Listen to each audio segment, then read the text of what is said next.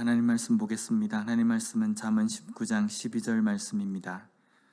왕의 노함은 사자의 부르짖음 같고 그의 은택은 풀이의 이슬 같으니라. 아멘. 먼저 어제 우리가 묵상한 본문에서는 노를 더디하는 것과 또 그것을 바꾸어서 용서하는 것, 그것이 지혜로운 삶이라고 우리가 묵상했습니다. 그리고 오늘 본문에는 왕의 노함이 나옵니다. 왕의 노함은 어떤 의미가 있습니까? 그냥 노하는 것도, 분노를 내는 것도 아주 큰 파급 효과를 불러일으킵니다. 미움이 자라서 심지어는 살인의 자리에까지 갈 수 있게 하는 것이 바로 이 분노, 노함입니다. 그런데 왕이라는 절대 권력을 가진 사람이 가지는 분노, 이것은 일반 사람이 가지는 그 분노보다 더 큰 영향을 미칠 수가 있다는 겁니다. 왕이 노함을 발할 때에는 그 옆에 어떤 사람도 왕의 그 분노를 막을 수 있는 사람은 아무도 없습니다. 그래서 왕이 분노를 내었다라고 하는 것은 이미 그 문제는 왕이 원하는 대로 이제 될 것이다 라는 겁니다. 어떤 사람에 대해서 분노를 가지고 있다고 한다면 그 대상은 어쩌면 생존의 그러한 문제까지도 부딪힐 수 있다는 겁니다.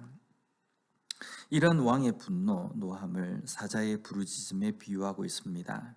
사자의 부르짖음이라면 소리만 들어도 소름이 끼치고 두렵고 또 공포스러운 것입니다. 그런데 만약에 이 사자가 으르렁거릴 때에 그 사자 앞에 서 있다고 한다면 어떻겠습니까? 아주 사지를 움직일 수 없을 정도로 굳어버릴 겁니다. 이것은 다른 사람으로 하여금 어떻게 할 수 없는 공포와 또 두려운 상황을 만든다라는 겁니다. 왕이 분을 내었다라고 한다면요, 그 앞에 서 있는 사람, 그 분노를 받고 있는 대상은 움직일 수 없는 정말 힘든 공포의 상황에 서 있게 된다는 겁니다. 분노는 이런 힘이 있습니다. 상대로 하여금 어떻게 할 수 없는 상황에 서도록 하는 것입니다. 왜냐하면 분노라는 것이 마음속에 자리 잡고 있다가 어느 한계 수위가 되어서 밖으로 표출되는 것이기 때문에 그 폭발을 막을 수 있는 사람은 아무도 없습니다. 화를 내는 당사자조차도 그것을 제어할 수 없는 지경에까지 이른다는 겁니다. 그래서 우리는 내가 참는다 라는 생각으로 그 분노를 처리하는 것이 아니라 그 분노가 용서가 될 수 있도록 해야 한다는 겁니다. 조그만 노를 발할 수 있는 그 근원이 내 마음속에 뿌리를 내리는 것 자체도 용납해서는 안 된다는 겁니다. 반면에 왕의 은택은 풀이의 이슬이다 라고 말씀합니다. 어제 묵상한 본문에서는 용서하는 것이 자기의 영광이다 라고 말씀하시는 것처럼 왕이 분노가 아닌 은택을 내리는 겁니다. 그것은 바로 용서를 의미할 겁니다.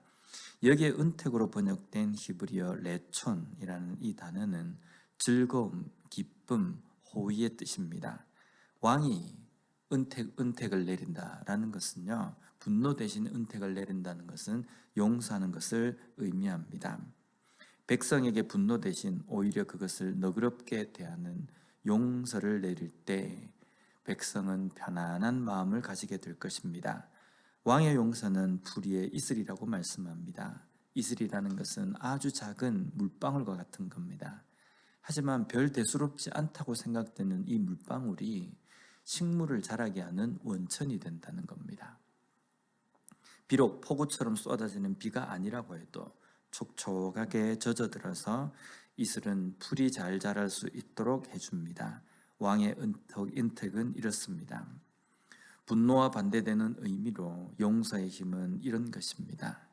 단순하게 내 감정에 충실해서 노를 바라는 것을 별 대수롭지 않게 생각할 수 있지만 이것은 다른 사람을 분명히 불편하게 하고 다른 사람을 어찌할 수 없는 상황까지 몰고 갈 수 있습니다. 불편한 감정, 두려움에까지 처할 수 있도록 만들고 또 다른 사람의 마음에 상처를 입히고 그래서 그 사람과의 관계가 끊어질 수 있습니다. 하지만 분노의 반대로 용서라는 것은요, 다른 사람의 마음에 촉촉한 이슬이 됩니다. 메마른 마음의 이슬처럼 은혜를 경험하게 합니다. 그리고 깨어진 관계가 다시금 회복되도록 만들어줍니다. 상대방을 편안하게 해주는 것이 용서의 감정이라는 겁니다. 어떤 것을 선택하는 것이 지혜로운 삶이겠습니까? 나는 내 감정이 소중하기 때문에 내 마음속에 있는 화를, 분노를 나는 참지 못한다. 이렇게 생각하고 그것을 바라게 되면요, 그것이 내 감정이 소중하다는 생각에 다른 사람의 감정을 헤아리지 못하고 다른 사람의 감정이 상처받는 것에 대해서 전혀 고려하지 못하는 그러한 모습이 될 수 있다는 겁니다. 우리의 왕이신 하나님은 우리에게 우리의 죄에 대해서 길이 참으시고 분을 바라시기보다 그것을 용서로 해 주셨습니다. 그래서 우리는 우리의 삶에서 하나님께서 베풀어 주신 그 은혜의 이슬, 그 이슬보다 더 큰 은혜를 우리는 경험한 사람들입니다. 그렇다고 한다면 그 은혜를 받은 경험한 우리는 우리의 삶 속에서 분명 우리가 받은 그 은혜를 다른 사람에게도 베풀 줄 아는 삶을 살아야 될 것입니다. 내 가정에서, 공동체 안에서, 다른 사람과의 관계 속에서 내 감정에 충실해서 분을 낼 수 있는 대로 다 내고 사는 그러한 삶이 아니라 그러한 상황에 처해질 때 다시 한번 오늘 우리에게 주신 이 말씀을 생각하시면서 용서가 어떤 것인지, 이 상황에서 어떻게 하는 것이 지혜로운 선택을 하는 것인지 다시 한번 생각하고 용서와 인내를 나타내는 삶을 살아가는 우리 모두가 되었으면 좋겠습니다. 기도하겠습니다. 하나님 감사합니다. 오늘 말씀을 통해서 다시 한번 우리의 삶에서 분노와 용서가 어떤 영향을 미치는지 깨닫게 해주시니 감사합니다. 내 감정이 소중하고 그래서 내 속에 있는 그 분을 나타내지 않으면 안 된다라는 생각으로 살아갈 때에 다시 한번 우리 믿는 하나님의 자녀들은 내가 그러한 감정을 다 표출했을 때 다른 사람의 감정이 어떻게 상처를 받을지, 다른 사람의 감정은 어떠할지를 그것을 생각할 수 있는 저희들 되게 하여 주시옵소서. 우리에게 노를 바라지 않으시고 용서해 주신 하나님의 그 은혜를 받은 자로서 다른 사람에게도 화보다는 용서를 먼저 드러내는 삶을 살아가는 우리가 되게 하여 주시옵소서. 예수님 이름으로 기도드립니다. 아멘.